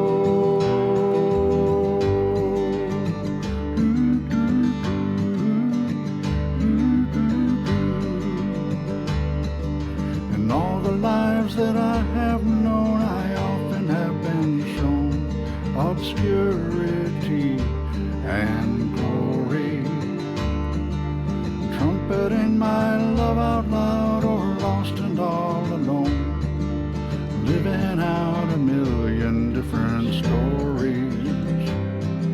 And I've been a runaway all of my life. I've been a runaway, oh. And as the darkness sweeps away the light, and I'm winding down to zero, I wonder if I'll ever live a life where I am my own hero.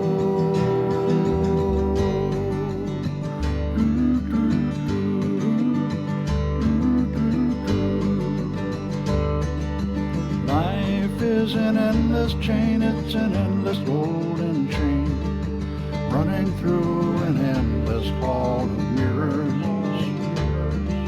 And every time I up and die again, life gets a little bit dearer. And I've been a runaway all of my life. I've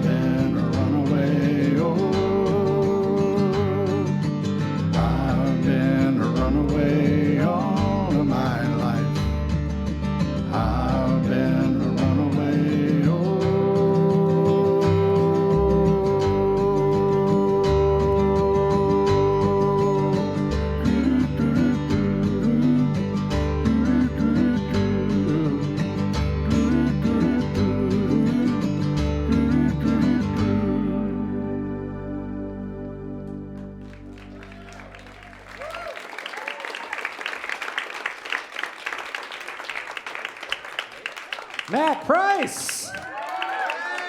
Yes. I know Matt is watching because he's texting me during the show.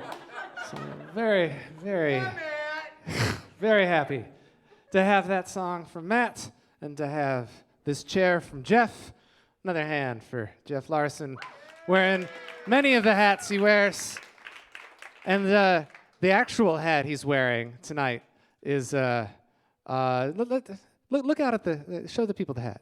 Put the hat in the, yeah. So style, right? It's not just what Jeff embodies every day of his waking life. It is, because everything in education has to be done in acronym. It is Songwriting Through Youth Literature Education, which happens to be Bushwick Northwest's education program, where we visit schools or offer library programs, take books that students are reading anyway, and talk to them about inspiration and creativity and collaboration. And we're starting to book for the fall again. Some of the schools are letting us back in the classrooms, which is great. And man, do we know how to share screen share at this point, and lock down our permissions on Zoom. So you can check out learningwithstyle.com or come talk to us about it. Let's bring up Intisaar.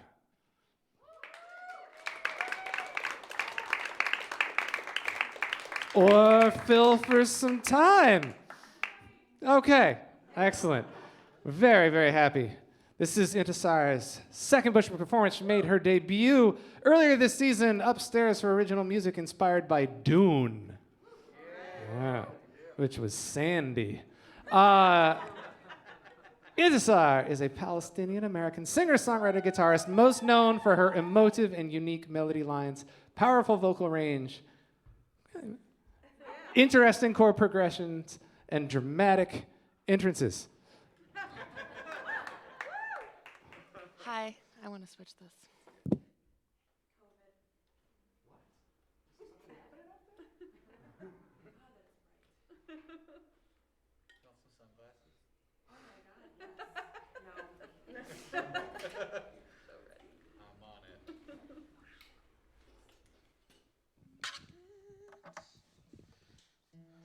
Intisaar!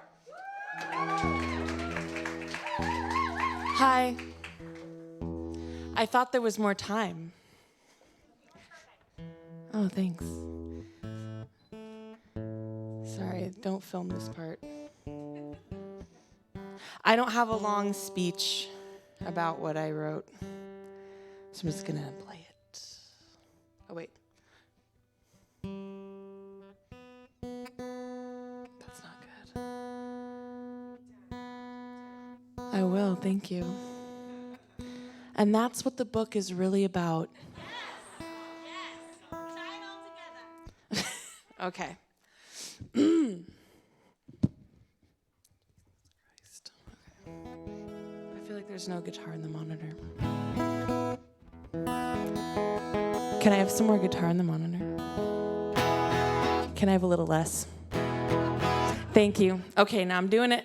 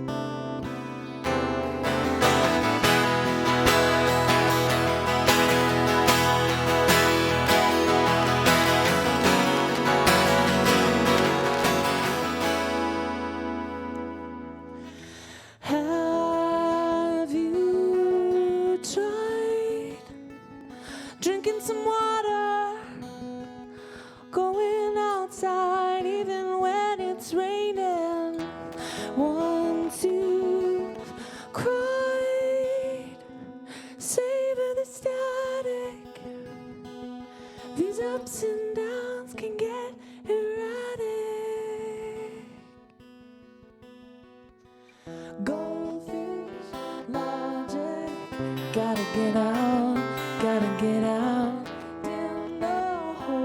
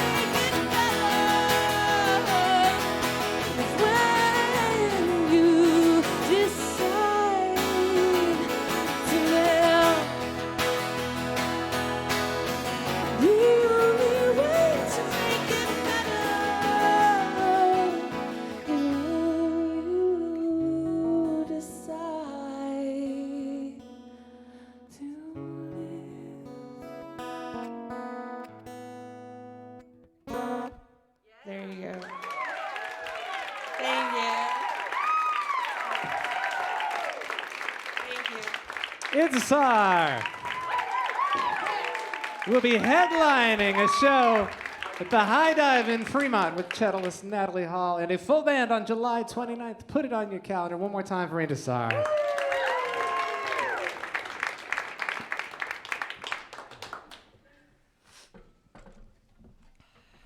Ay, nako. Okay.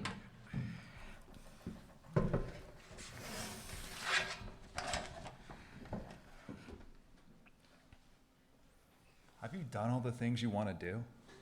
Like in my whole life? Yeah. Of course not. I'm 33. I have so many things. So many things that I never did because of Hannah. That's awful. It's just being in a relationship. Certain kind of a relationship? Maybe. I mean, 10 years though? That's a long time. That is a long time. I remember when I introduced you. She was so excited. She thought you were so hot. We were all just babies. Yeah. To answer your question, I wanted to go to Japan. That's the thing I wanted to do. We just never had the money when we were kids. There were 3 of us, and it's so far.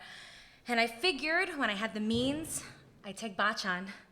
She'd be my little tour guide, and then we'd have this adventure, and she'd tell me all about her family, all the stories. Then Bachan died, and now I can't go, and Hannah stole it from me. It's fine. It's fine. I don't care. It doesn't bother me. Kind of feels like you do care. What would you want to do before you die? Easy. Road trip through the country and stay in cheap motels on the highway. I'll say goodbye to crammed rooftop parties with coked up 20-somethings that think they're still in college. Live slower, I guess. Calm down. God, you sound so old. I think I was born old. Me too. This, right here, this is all going to feel like a little blip in the road when you're actually old. This whole thing, it's like when you have braces at 25. David! I like them, by the way. You don't remember. I do remember. You don't. Bye, David. Later.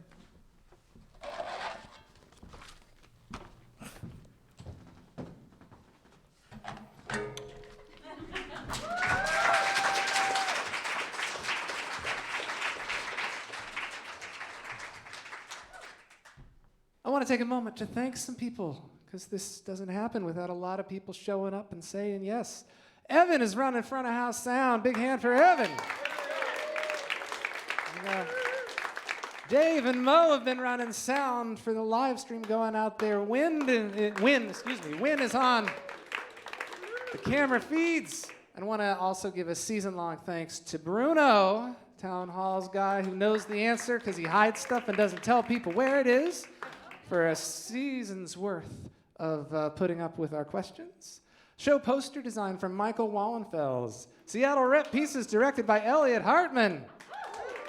Bushwick production team of Jeff Larson, Melissa Montalto, A. Lisa Newhall, Wes Weddell. Your house manager tonight, Town Hall, has been Candace. Hand for everybody.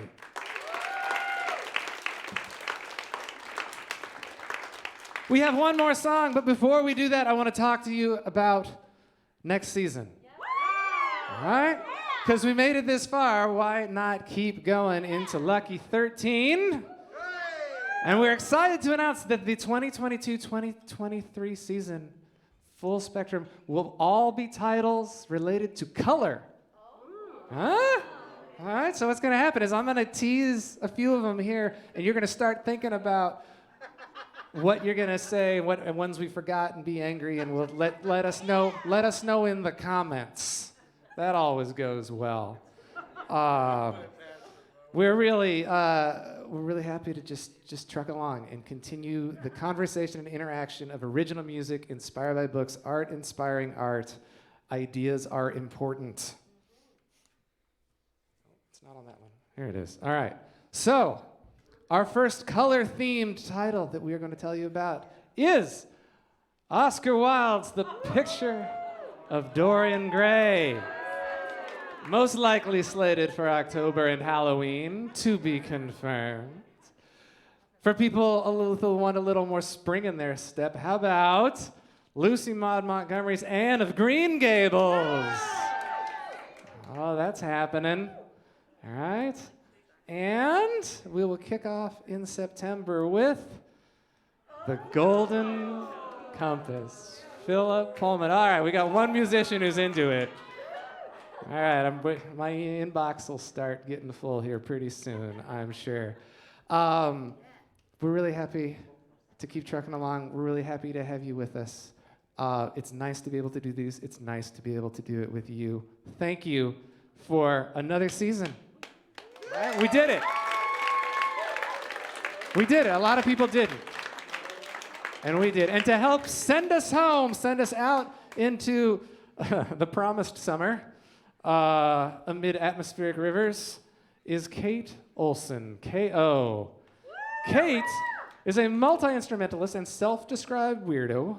Lately, she has been taking an online intro to psychology class through Yale University, teaching herself to watercolor, baking strawberry rhubarb scones, and teaching jazz saxophone at Pacific Lutheran University. Well-rounded list there, Kate.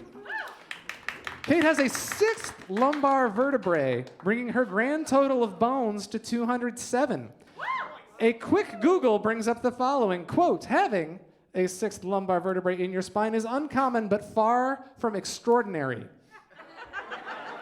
About 10% of the population has an extra bone in this region, end quote. Kate maintains that she is, in fact, extraordinary.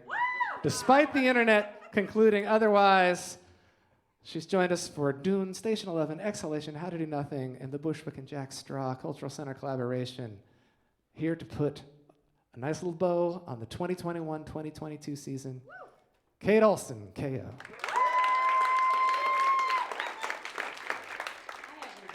Hi, everybody. Hi, everybody. I want to hear just a tiny bit more of myself in this monitor. I know I asked, when we were sound checking, I asked to turn it down, but I've had a couple glasses of wine since then. So before I forget, for accessibility purposes, I would just like to get out of the way that I am a 39-year-old woman. I am 5'6" tall. I weigh somewhere in the range of 130 pounds. I think. It's been a long pandemic, y'all. I am wearing a dress and a black blazer and some black boots, and I have a little more gray in my heavy brown bangs than I used to. I am accompanied this evening by the fabulous Michael Ovcharuk.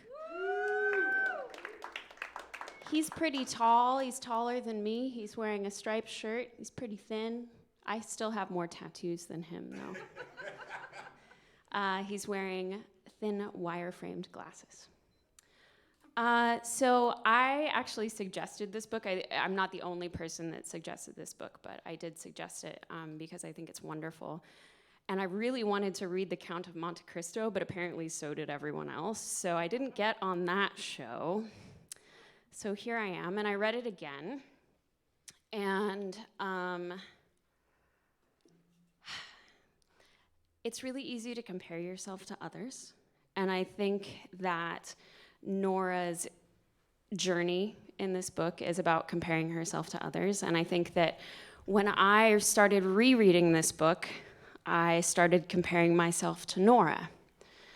And I said, well, at least Nora was good at sports. My parents kept me out of dancing because I was awkward. At least Nora has had, good piano skills. I had to call Michael.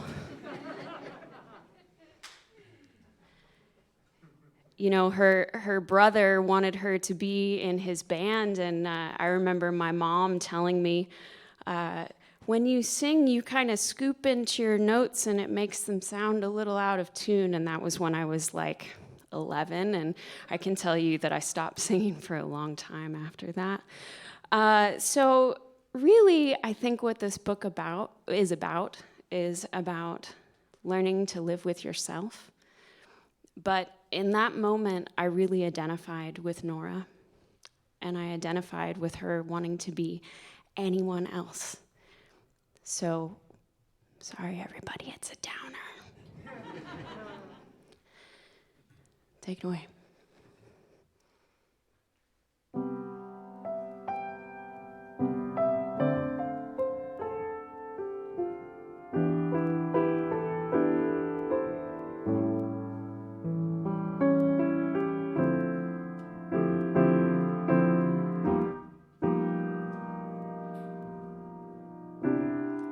I could have been a painter. I could have been anyone but me. Anyone but me. I should have been a dreamer. I should have been anyone but me.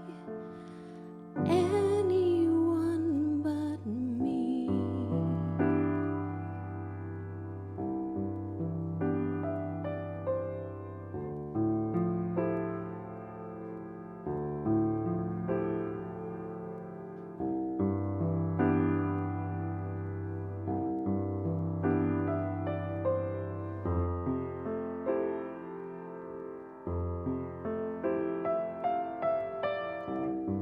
Take me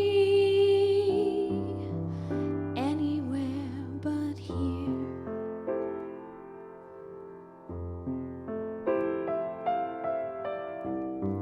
Show me how to be anyone but me. Save me from myself.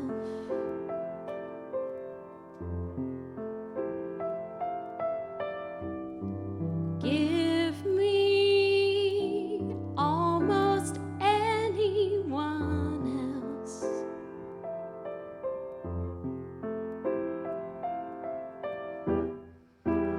All the dreams I lived for you are gone. Took too long to find out I was so wrong.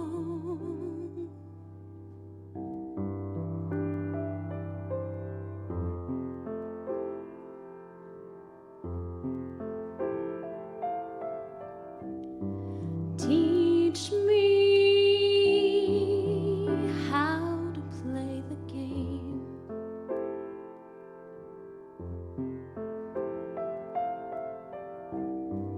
Make me someone unafraid.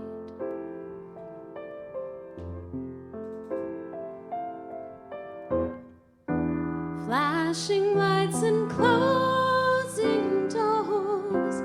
All my chances spread out on the floor.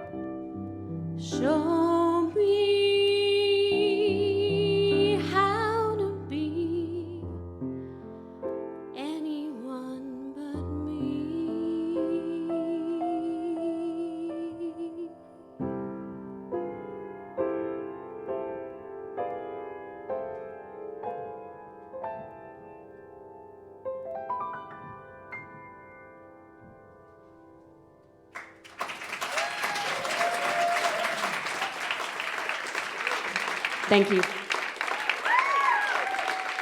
Thank you to Bushwick and Wes and Jeff and everybody.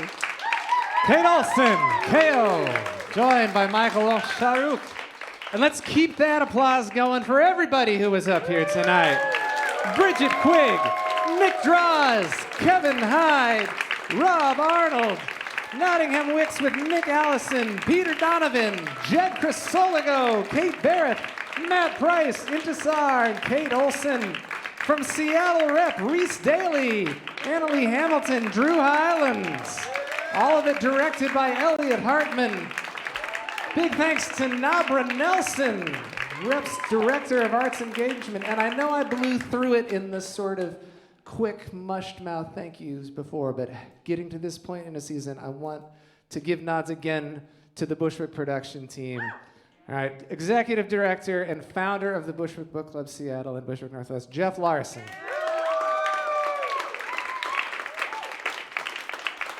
Membership Director, Melissa Montalto, over there at the table.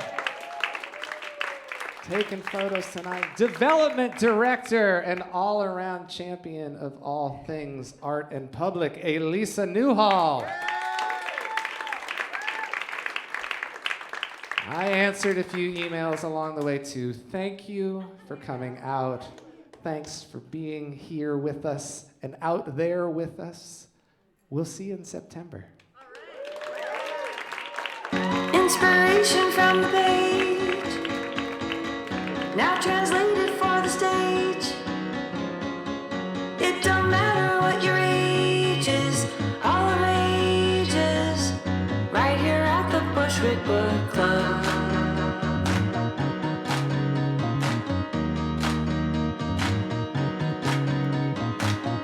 Inspiration from the page, now translated for the stage. It don't matter what your age is, all the ages, right here at the Bushwick Book Club.